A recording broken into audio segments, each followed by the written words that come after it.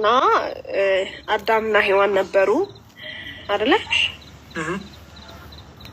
ከዛ ጥፋት አጠፉ። እንዴት ነው ያ ነገር? እስቲ አዳምና የሔዋንን ታሪክ ትንሽ ታብራራለህ በእስልምና? እስልምና ላይ አዳምና ሔዋን አምላካችን አላህ ሱብሓነሁ ወተዓላ መጀመሪያ አዳምን ፈጠረ። አዳምን ሆን ብሎ ከጭቃ ከፈጠረ በኋላ ሔዋንን ከጎኑ ፈጠራት። ከዛ በኋላ እስልምና ላይ ምንድን ነው ያለው? ይሄ የውርስ ኃጢአት የሚባለው ላይ እስልምና እንደዛ የሚባል ነገር የለም። አዳምና ሔዋን ጥፋት አጠፉ። ወደዛ ጥፋት የገቡት በፈተና ነው። አምላካችን አላህ ሁሉንም ነገር ፈቀደላቸው። አንድ ነፃ በለስ ግን ከለከላቸው። ከዛ በኋላ ፈተና ሰጣቸው። ያንን ፈተና ወደቁ። ያንን ፈተና ከወደቁ በኋላ እዛ ቁርአን ላይ አምላካችን አላህ ይተርቷል። ምን ብሎ መጀመሪያ ምድርንም የፈጠራት ምን አለ? ኡላይከ ለዚነ አሽተረው ضላለተን ቢልሁዳ፣ እነዚያ ስህተትን በቅንነት የገዙ ናቸው፣ ንግዳቸውም አላተረፈችም፣ ቀጥተኛም አልሆኑም ይላል። ከዛ በኋላ እያለ ይሄድና ወደ እንትና ሲደርስ ቆይ ላውጣልሽ፣ ምን ላይ ነበረ?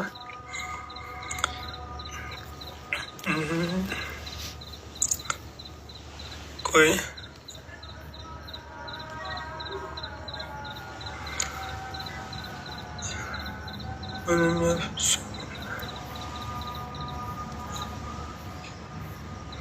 አንዲሽ አደምን አምላካችን አላህ አደምን ሲፈጥረው በቁርአን በምዕራፍ 2 ቁጥር 31 ላይ ሁሉን ስሞችን ነገረው። ሁሉን ስሞችን እንዲያውቁ አደረገው።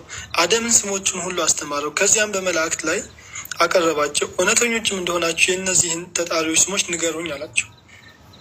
ከዛ በኋላ አምላካችን አላህ አደምን ሁሉም ነገር ካሳወቀው በኋላ ለመላኮች ይሄን የምታውቁ ከሆነ እስኪ ንገሩኝ አሉ። መላኮች ምን አሉ? ጥራት ይገባ፣ ካስተማርከን ነገር በስተቀር ለእኛ እውቀት የለንም። አንተ አዋቂው ጥበበኛው አንተ ብቻ ነህ አሉት።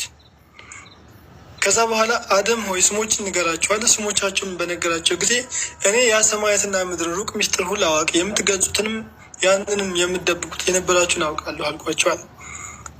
ከዛ በኋላ ለመላእክት ለአደም ስገዱ አላቸው።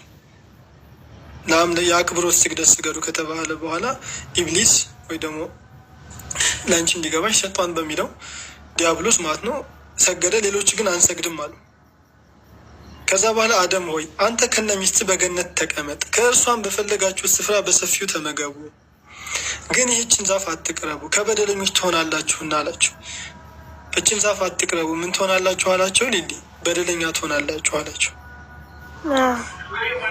ከዛ በኋላ ከእርሷም ሰይጣን አዳለጣቸው፣ በውስጧም ከነበሩት ድሎት አወጣቸው። ከፊላችሁም ለከፊሉ ጠላት ሲሆኑ ውረዱ፣ ለእናንተ በምድር ላይ እስከ ጊዜ ሞታችሁ ድረስ መርጊያና መጠቀሚያ ያላችሁና አልናቸዋል። ከዛ በኋላ እነዚህ ሁለቱ ለፈተና የገቡት አዳምና ሔዋን በለሷን ከበሉ በኋላ ጥፋተኞች ሆኑ። ከነበራቸው ድሎት ወጡ፣ ጥፋተኞች ሆኑ። ከዛ በኋላ አደም ምን ሆነ ነው አይደለም? አደም ምን ሆነ? አዳም ምን ሆነ? ከዛ በኋላ አዳም ከጌታው ቃላትን ተቀበለ። በእርሱ ላይም ጌታውን ጸጸትን በመቀበል ተመለሰለታል። አለቅ። አደም እዛው ምን ሆነ? ተጸጸተ፣ ከጥፋቱ ታረመ፣ ጸጸትን አቀረበ። ፈታበ ዐለይህ እያለ ፈታበ ዐለይህ በቃ ፈታበ ዐለይህ እነሆ ሁወ ተዋቡ ረሒም። ጌታውን ጸጸት በመቀበል ተመለሰለት። እነሆ እሱ ጸጸትን ተቀባይ አዛኝ ነው እናለ። አደም ላጠፋው ጥፋት ጸጸቱን እዛውን ያቀረበው፣ ጸጸቱን ተቀባይነት አግኝቶ ተማረለት ማለት። ከዛ በኋላ ሁላችሁም ሆናችሁ ከእርሱ አውረዱ፣ ከኔም የሆነ መመሪያ ቢመጣላችሁ ወዲያውኑ መመሪያውን የተከተለ ሰው በእነሱ ላይ ፍርሃት የለባቸውም፣ እነሱም አያዝኑም አልናቸዋል። ከዛ በኋላ እነዚያ ያመፁ ያስተባበሉ ደግሞ የእርሳት ጓዶች እንደሆኑ አምላካችን አላህ እዛው ነገረ። አደም ተጸጸተ፣ ጸጸቱ ተሰማ፣ ጸጸቱ ተቀባይነት አገኘ፣ ወንጀሉ እዛው ተማረለት። እዛው አምላካችን አላህ ምን ብሎ ተናግሯል በቁርአን ላይ?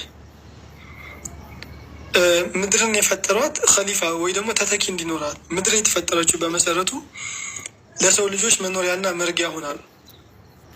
ስለዚህ እኛ ሙስሊሞች የውርስ ኃጢአት ከአዳም ወይ ከማንም የወረስነው ኃጢአት ብለን አናምንም። እዛ አዳም እንኳን ላጠፋው ጥፋት ይቅርታን ጠይቆ ማህሬታን ጠይቆ አምላካችን አላህ ደግሞ ምሮታል፣ ምህረቱንም ተቀብሎለታል ማለት ነው። ስለዚህ ወደ እኛ የተላለፈ ነገር የለም። እዛው ቁጥር 42 ላይ ምን ብሏል አምላካችን አላህ ዝቅ ብሎ ሲናገር፣ እውነቱንም በውሸት አትቀላቅሉ፣ እናንተ የምታውቁ ስትሆኑ እውነቱን አትደብቋል። በቃ እዛ የአዳም ጉዳይ የአዳምና የሔዋን ጉዳይ እዛው ላይ ያልቃል ማለት ነው። ተረዳሽን? ሊሊ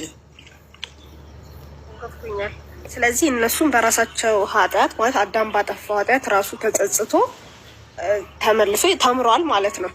አዎ እዛው ተናገረ። ምን አለ እዛው ሲናገረ አምላካችን አላህ ራሱ አዳም ከጌታው ቃላትን ተቀበለ። ከዛ በኋላ ምን አለ? ፈታበ ዐለይህ ኢነሁ ሁወ ተዋቡ ረሒም። አዳም ከጌታው ቃላትን ተቀበለ። እኛ ሙስሊሞች እኮ የምናምነው አዳም ነቢይ ነው ብለን ነው የምናምነው። የመጀመሪያ ነቢይ ነው ብለን እናምናለን። ከዛ በኋላ አዳም ቃላትን ከጌታው ተቀበለ። ከዛ በኋላ ምን አለ? በእርሱም ላይ ጌታውን ጸጸቱን በመቀበል ተመለሰለት። ስለተጸጸተ አምላካችን አላህ ጸጸቱን ምን አለ? ተቀበለው። እነሆ እርሱ ጸጸቱን ተቀባይና አዛኝ ነውና። አምላካችን አላህ አዛኝ ነውና ጸጸቱን የአዳምን ተቀበለው። መጀመሪያም ግቡ ሲባሉ ለምንድን ነው የገቡት? ይህን ነገር እንዳትበሉ ሲባሉ ጥፋት እንዳታጠፉ ነው። ያንን ጥፋት አጠፉ። አምላካችን አላህ ደግሞ ጥፋታቸውን ሲጸጸቱ ተቀበላቸው። እኛ ከዚህ ምንድን ነው የምንማረው ነው ፖይንቱ አይደል? እኛ ከዚህ የምንማረው እኛ ወንጀል በሰራን ጊዜ ይቅርታ ስንጠይቅ እንደምንማር ነው። በቃ እኛ የሆነ ወንጀልን ስንሰራ አዛኝ የሆነ ርኅሩህ የሆነ ጸጸትን ተቀባይ የሆነ አምላክ እንዳለን፣ ከዛ በኋላ ደግሞ ነፃ ፍቃድና እንዳለን። አሁን ነፃ ፍቃድ ሲባል ምንድን ነው? እነዚህ ሰዎች ይሄንን ነገር አርጉ አትብሉ ሲላቸው አምላካችን አላህ ለማድረግም ላለማድረግም ውሱን ኃይል ሰጥቷቸዋል አይደል? አሁን ለምሳሌ ሊሊ ይሄንን ምግብ አትብይ ካልኩሽ ለመብላትም ላለመብላትም ነፃ ፍቃድ ሰጥቼሻለሁ ነው አይደል? የሆነ ኃይል የሆነ ውስን አቅም ሰጥቼሻለሁ።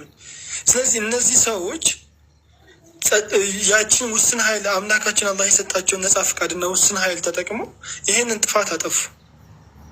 ይሄንን ጥፋት ስላጠፉ ግን ምን አደረጉ? ተጸጸቱ። ከአምላካቸውም ቃልን ተቀበሉ፣ ተጸጸቱ። ፈታበ ዐለይህ ኢነሁ ሁወ ተዋቡ ረሒም አለ። ከዛ አምላካችን አላህ ደግሞ ጸጸታቸውን ተቀበላቸው። ከዛስ ምን ሆነ? ማራቸው። ከዛ እነሆ እርሱ ጸጸትን ተቀባይና አዛኝ ነዋል ብሎ ዘጋው። ጸጸትን ተቀባይና አዛኝ መሆንን እዚህ ጋር አሳየን ማለት ነው። ስለዚህ እዚህ ጋር ዘጋን። እኛ ከዚህ የምንማረው ይሄንን እንጂ እኛ የውርስ ኃጢአት የምንወርሰው ጉዳይ አለ ምናምን ብለን አናምንም። ተረዳሽን? ል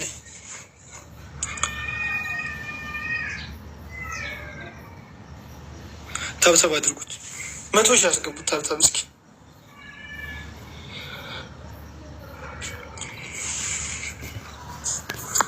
ሊሊ አለሽ? አለ እየሰማሁ ነው። ሌላ ጥያቄ አለሽ?